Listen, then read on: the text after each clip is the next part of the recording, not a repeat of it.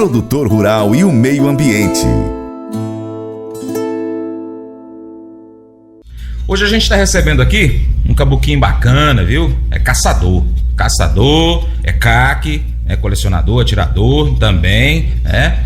E principalmente ele é controlador de animais de raças exóticas. O que é uma raça exótica? Ele vai falar pra gente daqui a pouquinho, mas eu tô aqui do lado então do Edson Batota, o Edson Borges de Oliveira. Bom dia, Edson, bem-vindo ao Paracatu Rural. Obrigado desde já pela sua participação hoje aqui.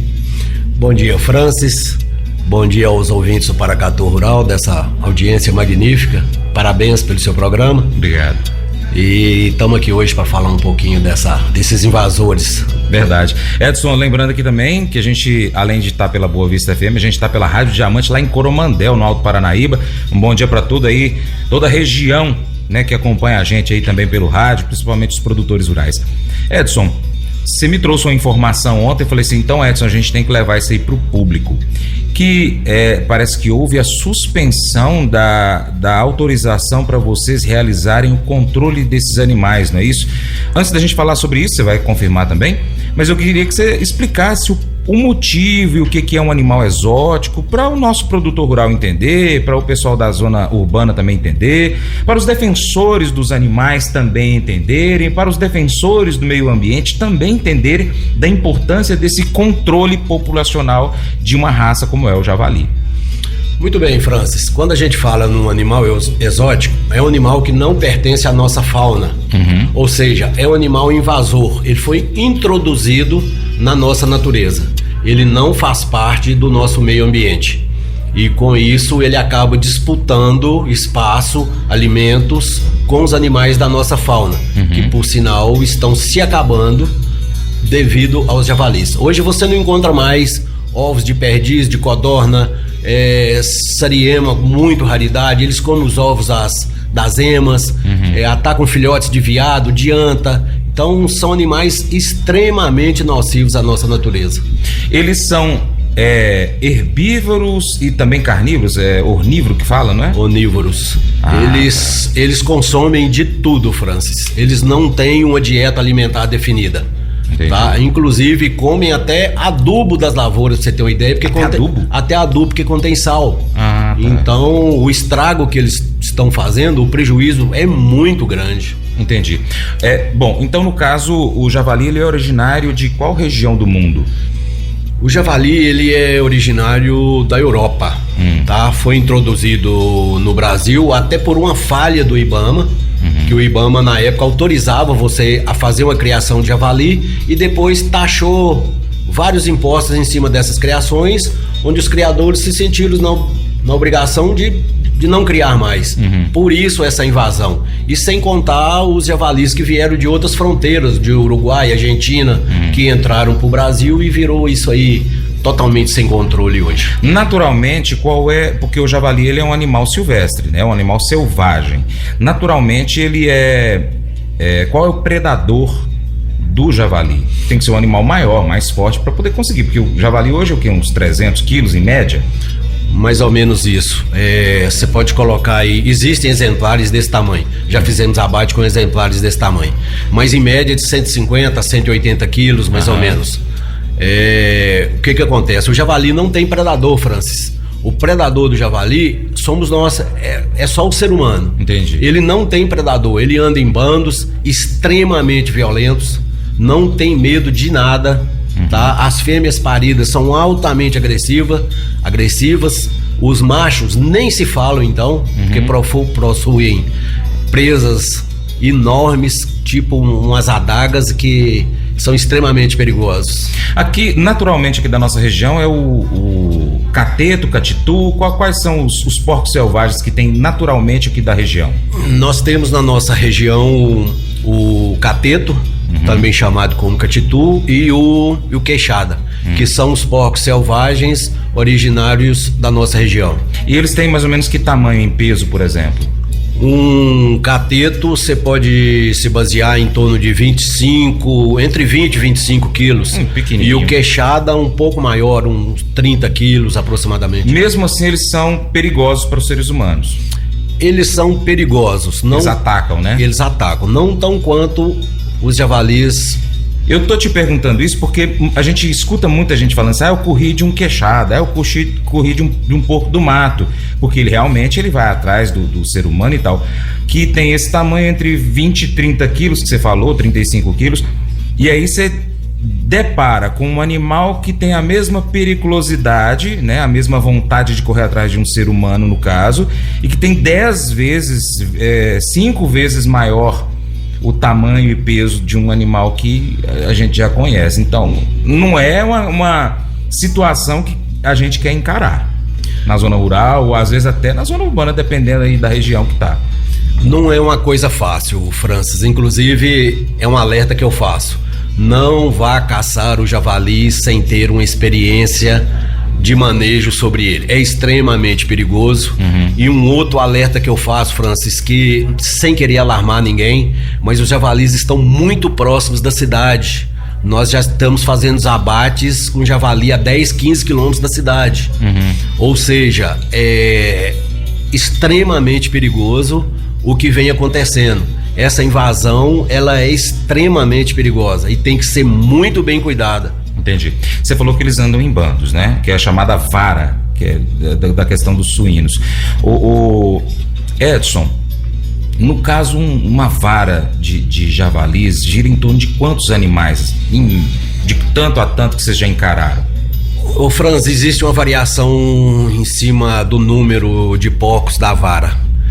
A gente encontra bando de 20, 30 porcos, bando de 50, 60. Nossa. Isso varia de acordo com a região e como que tem disponível de alimento. E como que está a alimentação para ele ali. Entendi. Uma lavoura de milho, ela começa sendo atacada por 10 porcos, 15 porcos. No outro dia, você consegue contar 100 porcos dentro da lavoura. Caramba. Então é assim, é coisa de 8, 10 hectares dentro de uma lavoura que vai embora no mesmo dia. Entendi. E assim, esses animais que você falou já se alimentam de vegetais como milho, enfim, também até adubo por conta do sal.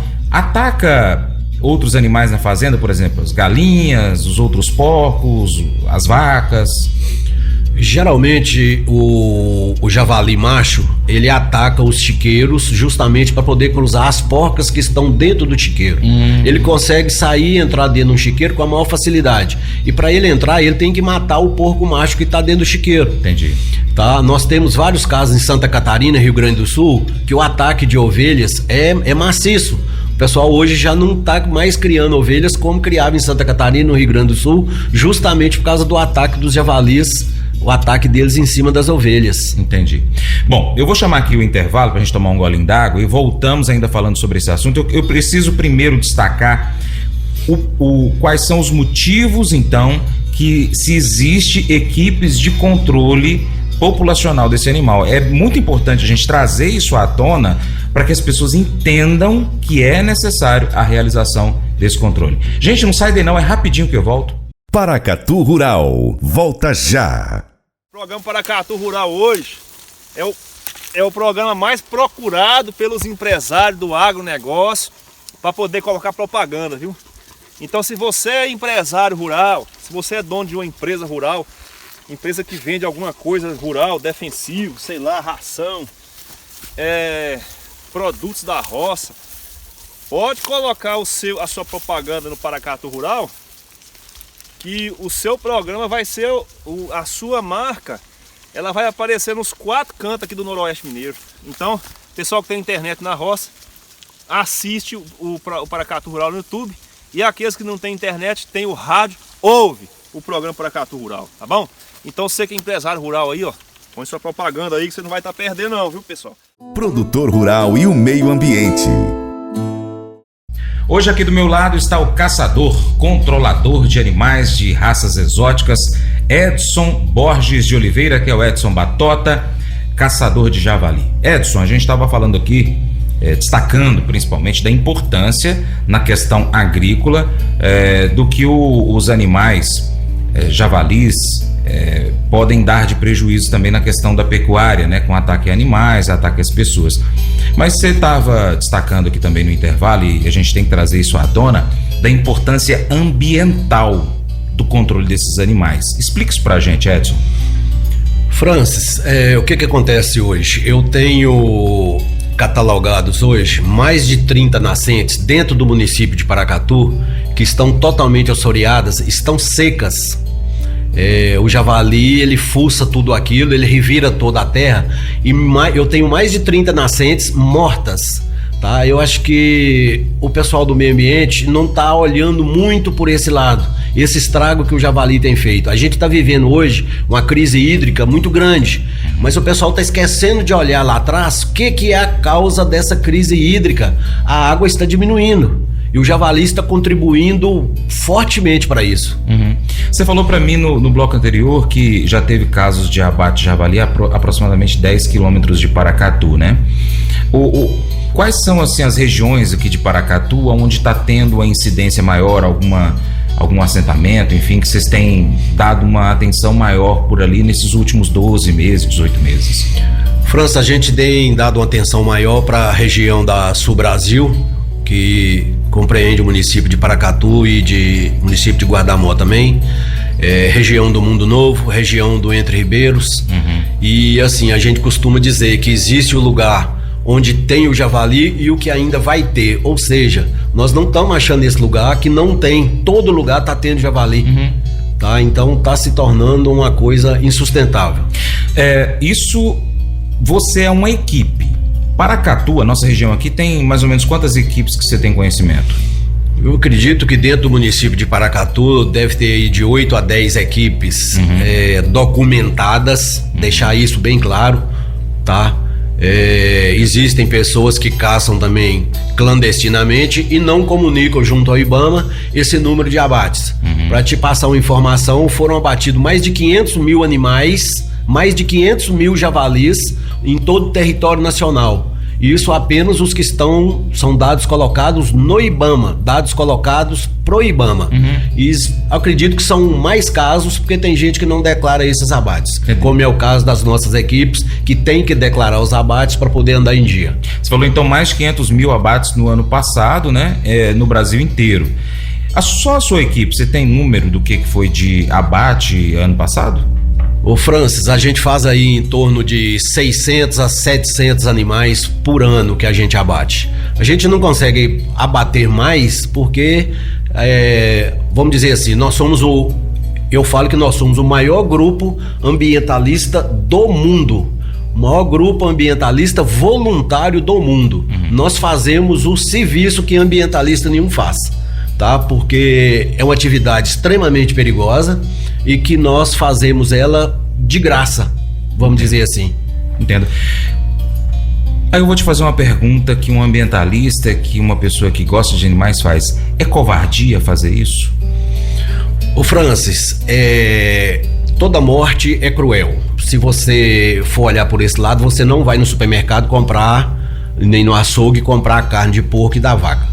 Toda morte, ela não deixa de ser cruel, mas mais cruel é você deixar a nossa fauna ir por água abaixo, deixar esses animais destruírem toda a nossa fauna, toda a nossa reserva hídrica, todo o nosso meio ambiente. Isso é o que eu mais tenho dó. Então não adianta você ficar atrás de um computador fazendo críticas e não saber como é que é realmente o trabalho que a gente faz lá. É um trabalho realmente muito bem preparado, com pessoas extremamente bem treinadas, tá? Por se tratar de uma coisa muito perigosa de se fazer.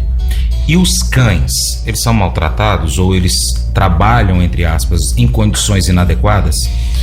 De maneira nenhuma. O caçador, ele gosta mais dos seus cães do que qualquer coisa no mundo.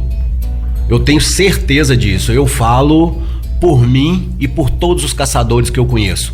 O caçador, todos os nossos cães são vacinados, todos os nossos cães são extremamente bem vermifugados, muito bem tratados.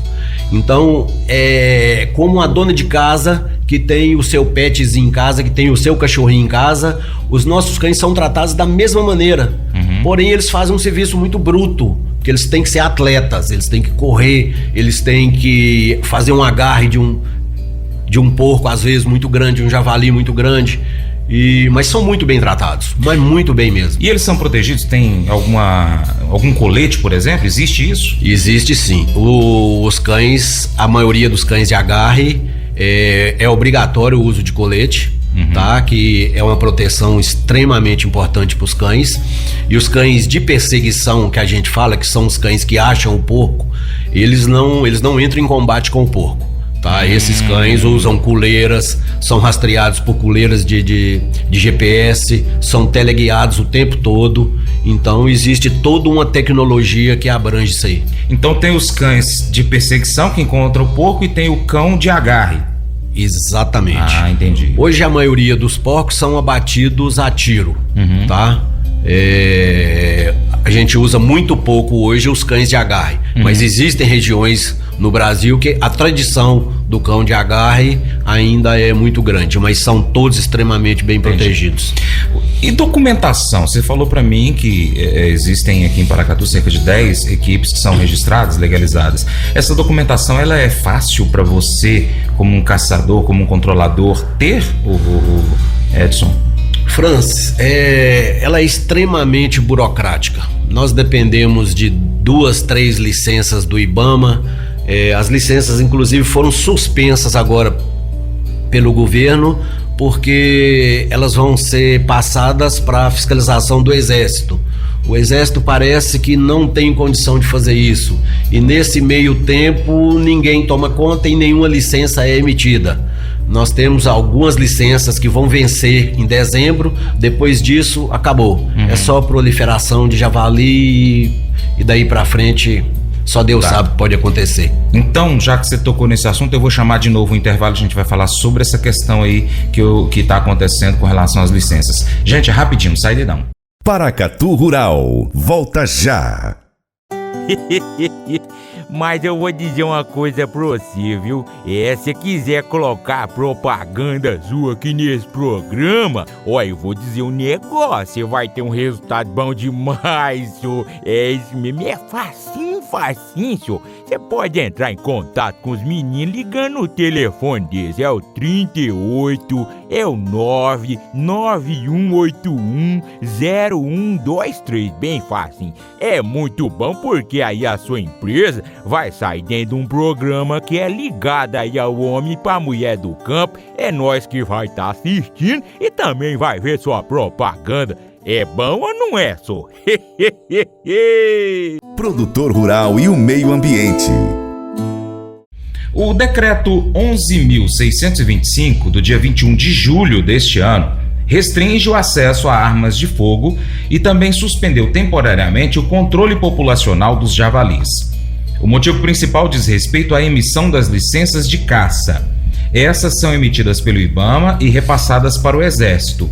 Porém, o Exército Brasileiro não tem concordado com a situação devido à falta de estrutura para que eles possam realizar esse tipo de serviço. A indefinição tem gerado preocupação por parte da população, inclusive do Cerrado Mineiro, que teme a reprodução acelerada dos javalis e os danos que eles podem causar. E a Irriganor apoia essa causa. Ô Edson, eu acabei de falar aqui que a reprodução dos javalis é acelerada e eles podem causar muitos danos. Você me falou de alguns danos com relação às lavouras, aos insumos agrícolas, às criações de animais na fazenda, ao meio ambiente. E você estava falando que recebeu um áudio agora, no intervalo, de um produtor rural, falando sobre essa questão de prejuízo. Exatamente, Francis. Enquanto a gente fazia esse intervalo aqui, eu acabei recebendo... vários áudios estão aqui. Eu abri uns 2 ou 3 só. E num produtor rural, do assentamento lá do Mundo Novo, reclamando que toda a produção dele que estava dentro do silo bolsa foi tudo rasgado pelos javalis. Ou seja, depois de tudo colhido, com toda a despesa que o cara teve, com tudo isso, o javali foi lá e rasgou o silo bolsa dele. Ou seja, ele perdeu toda a produção dele, porque trata-se de um lote dentro do assentamento.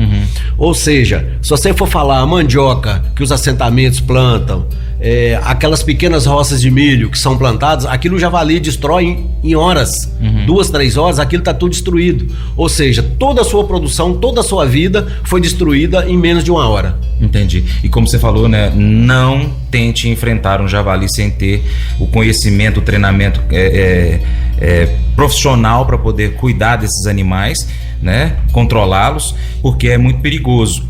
E eu acabei de dizer aqui que eles reproduzem muito rápido, né?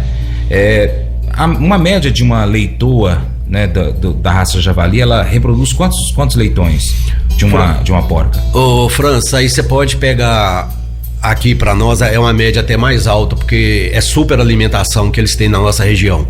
Ou seja, a gente faz abates aí de porcas com 15, 20, até 21 animais, filhotes dentro da barriga, tá? Isso aí, ou seja, 3 fêmeas javalis no final do ano são 100 javalis. Então a gente não consegue acompanhar essa curva, ela é praticamente impossível de alcançar se a gente parar de fazer esse controle. Agora. Entendi. Sobre a documentação, sobre esse decreto que eu acabei de falar aqui agora, o Edson, ele proibiu a atividade. O que foi, com mais detalhes? Está tendo equipes trabalhando ainda nesses dias agora? Francis, a atividade ela está temporariamente suspensa. Não se sabe quando vai voltar e a gente acredita que deve demorar bem um tempo para isso. O que acontece? Algumas equipes ainda têm licenças que foram emitidas com data até dezembro, até novembro. Essas equipes ainda estão aptas a fazer o controle dos javalis. Sim. Tá? Mas venceu essa data aí, todo mundo está inadequado para fazer o controle. Esse decreto também veio atingir, por exemplo, os colecionadores, os atiradores, os clubes de tiro. Também influenciou de alguma forma? Influenciou e muito. Os clubes de tiro acho que foram as pessoas que mais investiram em tudo isso, tá? Investimento de milhões. Tava conversando com um empresário aqui de Paracatu que tem uma loja de caça e pesca na cidade. Ele está falando até em fazer demissão de funcionários, porque ele vende armas lá também. E outra coisa, diminuiu mais de 50%, segundo ele. Essa informação que eu tenho dele. Então, assim, os clubes de tiro receberam advertências de funcionamento, tem horário de funcionamento, não podem funcionar. São coisas que o município pode fazer, tá? A Câmara dos Vereadores, o prefeito, nosso prefeito, são coisas que ele pode mudar. Eu tive uma conversa muito rápida com o Igor num evento que eu encontrei com ele à noite, e ele se mostrou extremamente preocupado com isso, inclusive que alguns produtores rurais já o haviam procurado reclamando da situação que eles estão vivendo. Então são coisas assim, se a gente não unir rápido e ter uma atitude muito rápida, a coisa vai piorar e muito. Até porque a fiscalização que a gente recebe, ela é extremamente rigorosa em cima da gente. A impressão que a gente tem é que a PM, ela quer fazer a apreensão de nossas armas, que são todas documentadas. Então a gente recebe quase que uma perseguição em cima disso. Nós somos totalmente documentados e está sempre acontecendo isso. A impressão que a gente tem é que a PM recebe pontos para tomar as nossas armas. Quando a gente chega com as armas no judiciário, tudo é revertido e é devolvido para a gente. Então eu não estou entendendo, tá? Tem PMs que são extremamente bem de conhecimento, sabem muito bem reconhecer esse tipo de coisa, mas existem policiais militares que não, eles querem prender a gente, tomar as armas e não tem o mínimo conhecimento para fazer isso, alguns deles. Entendi. Vou chamar mais uma vez o intervalo, a gente volta depois para poder trazer aí as considerações finais e também as importâncias que você quer destacar com relação ao que está vivendo, né? A turma de controladores que ajudam a manter o meio ambiente, a economia local girando, né? Tanto na questão da agricultura, pecuária e também da atividade em si, como você falou que gira milhões, a atividade de atiradores, por exemplo. Gente, rapidinho, eu volto já. Paracatu Rural, volta já. O programa Paracatu Rural hoje é o programa mais procurado pelos empresários do agronegócio para poder colocar propaganda, viu? Então, se você é empresário rural, se você é dono de uma empresa rural, empresa que vende alguma coisa rural, defensivo, sei lá, ração, produtos da roça, pode colocar a sua propaganda no Paracatu Rural, que o seu programa vai ser, a sua marca, ela vai aparecer nos 4 cantos aqui do Noroeste Mineiro. Então, pessoal que tem internet na roça, assiste o Paracatu Rural no YouTube. E aqueles que não tem internet, tem o rádio, ouve o programa Paracatu Rural, tá bom? Então você que é empresário rural aí, ó, põe sua propaganda aí que você não vai estar perdendo não, viu, pessoal? Produtor rural e o meio ambiente. Estamos já na parte final do Paracatu Rural. Edson Batota está aqui conversando comigo a respeito do controle de javalis. Edson, quais são seus últimos destaques aí? A população em geral precisa tomar conhecimento disso e os caçadores também, enfim, que têm o seu registro, também precisam tomar conhecimento e se unir, né? Exatamente, Francis. Tanto é que foi criado uma associação dos caçadores a nível nacional, onde o presidente dessa associação é o Rafael Salerno, que é o diretor da rede Aqui Tem Javali. Então eu chamo a todos os controladores, a todos os caçadores que venham a se filiar com a gente. É importante que essa associação esteja forte para que a gente consiga defender os nossos direitos, termos o direito de fazer as coisas certas para o meio ambiente, tá? Como eu já tinha falado mais cedo, nós somos o maior grupo voluntário ambiental do planeta. Nós fazemos um serviço praticamente de graça. E a nossa geração, ela que faz esse controle, ela está ficando velha, tá? Daqui mais 5, 10 anos, nós estamos nos aposentando. A gente não tem mais condição física de fazer isso. E com essas restrições que estão acontecendo, desestimula. Exatamente. Desestimula os jovens e a gente não consegue mais aumentar essa equipe, tá? E a coisa só vai diminuindo a cada dia. E outra coisa, com essas restrições de licenças e tudo, as armas que eram usadas no tiro esportivo não podem mais ser usadas na caça e assim por diante. A caça também não pode ser usada como tiro esportivo. Ou seja, os atiradores esportivos também foram extremamente prejudicados. Nós não podemos deixar de falar que a primeira medalha olímpica nossa foi do tiro esportivo, veio de um atirador olímpico. Ou seja, são coisas que têm tradição, são coisas de muito e muito tempo atrás que não podem deixar de ser faladas, e eles estão extremamente prejudicados também. Nós temos áreas dentro de Paracatu, a reserva do Acangaú, ela está totalmente tomada pelos javalis. As nascentes do Santa Isabel vão ser totalmente afetadas daqui muito pouco tempo. O risco de falta d'água vai ser muito grande. Então são assim, a gente fica aqui 2 dias falando de prejuízos ambientais muito grandes. Entendi. Vocês já estão movimentando aí com as autoridades para poder estar tentando resolver isso quanto antes, né, Edson? Exatamente. Eu falo assim, vocês a nível nacional, porque é um problema do Brasil. Exatamente, Francis.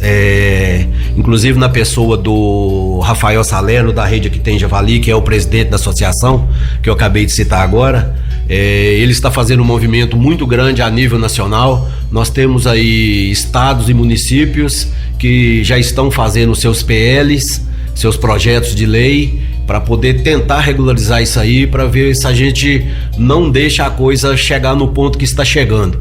Nós demoramos tanto tempo para fazer esse controle, para manter a coisa mais ou menos, sabe, dentro da linha, e parece que a coisa vai piorar. A gente, infelizmente, já está com o tempo bem estourado, mas deixa pra gente uma forma que o nosso ouvinte pode estar pesquisando mais sobre isso. É o Aqui Tem Javali no YouTube, no Instagram, Facebook, site. É só pesquisar lá no Google, por exemplo? Exatamente, Francis. Se você entrar pelas redes sociais hoje, você consegue acessar a rede Aqui Tem Javali no Instagram, no YouTube, Facebook. Todas as informações que forem necessárias vão estar contidas nesse site. O site Aqui Tem Javali, em todas as redes sociais. Bacana. E no mais, alguma informação que a gente puder ajudar mais, a gente deixa aí o telefone no ar pra gente poder, tá? É o telefone meu particular, 38 99910 1741. Repete, por favor. 38 99910 1741. Qualquer coisa que a gente puder estar ajudando, informando melhor, tirando algumas dúvidas, a gente está à disposição. Obrigado, Edson, pela sua participação. Um abraço a todos os controladores. Deus abençoe vocês aí Um abraço aí pra turma aí de todas as equipes de caçadores e controladores aí também. Um bom dia pra você, deixa um bom dia pros ouvintes. Eu que te agradeço, Francis, e um bom dia a todos os ouvintes do Paracatu Rural. Muito obrigado. Mas eu vou dizer uma coisa pra você, viu? Se quiser colocar propaganda sua aqui nesse programa, eu vou dizer um negócio, você vai ter um resultado bom demais, senhor. Isso mesmo, é facinho, senhor. Você pode entrar em contato com os meninos ligando o telefone deles, é o 38, é o 991810123, bem facinho. É muito bom porque aí a sua empresa vai sair dentro de um programa que é ligado aí ao homem pra mulher do campo. É nós que vai estar assistindo e também vai ver sua propaganda. É bom ou não é, só? Um coração feliz. Alguns acreditam que a felicidade é difícil de ser experimentada nesta vida, ao menos em sua plenitude. Seria como se tivéssemos alguns lampejos, pedaços do que ela pode ser. Você sabe que existe um pequeno país no Himalaia chamado Butão, que criou na década de 1970 um índice para medir a felicidade do seu povo? FIB, Felicidade Interna Bruta. A ONU adotou a fórmula e passou a utilizar esse conceito para medir o desenvolvimento de uma nação. A premissa é que o objetivo principal de uma sociedade não deveria ser somente o crescimento econômico, mas a integração do desenvolvimento material com o psicológico, o cultural e o espiritual. Se você parasse agora para analisar o seu índice interno de felicidade, como ele estaria? Como está o seu psicológico, seus relacionamentos, seu espiritual? Você saberia dizer se a felicidade está se desenvolvendo aí dentro do seu coração? Ser feliz é algo urgente. O mundo está caindo no nosso interior, a vida está despedaçada, mas paramos para celebrar porque sextou, porque precisamos da efemeridade do sorriso. Diante do seu pecado, Davi pediu que Deus restaurasse a sua felicidade. E nós também podemos fazer isso. Por isso é tempo de transformar todos os dias em celebração. É tempo de transformar as estações da minha e da sua vida em espaços de felicidade. Quando entregamos a vida nas mãos daquele que detém toda a alegria, o dono da felicidade, nós vivemos com nota máxima na nossa felicidade interna bruta. Em Deus, felicidade não tem preço, não tem fim. Ele está a um passo, ou melhor, um fechar de olhos, uma oração decidida. Entregue seu coração, agradeça e sinta a plenitude da felicidade que Deus tem para você. Esse devocional faz parte do plano de estudos Um Novo Coração do aplicativo bíblia.com. Deus te abençoe e até o próximo encontro. Tchau, tchau.